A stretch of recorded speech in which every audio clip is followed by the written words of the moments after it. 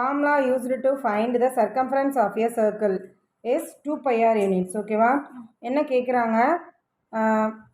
Circumference of a circle கண்டுபிடிக்கிறதுக்கு என்ன ஃபார்முலான்னு கேட்குறாங்க. ஓகேவா? இப்போ இதெல்லாம் பார்த்தீங்கன்னா ஆப்ஷன்ஸில் வந்து by r square plus 2r இது கிடையாது. சர்க்கம்ஃபரன்ஸுக்கு வந்து இது கிடையாது formula. Pi r square square units இது கிடையாது. பை ஆர் கியூபிக் யூனிட்ஸ் இது கிடையாது. ஓகேவா?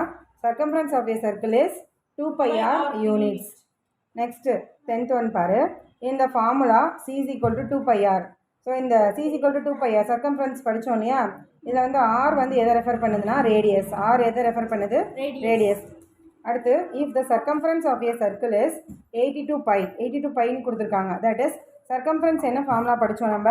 2 pi r. 2 pi r is equal to 82 pi. that is given. then the value of r என்னன்னு கேட்குறாங்களா? ஸோ இந்த சைடு பை கேன்சல் பண்ணிடு. ஓகேவா?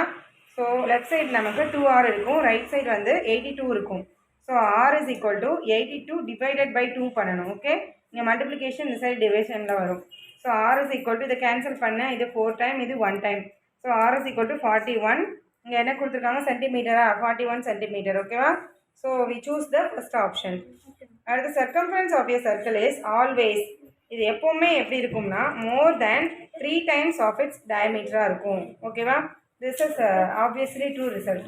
Circumference of a circle is always more than 3 times of its diameter.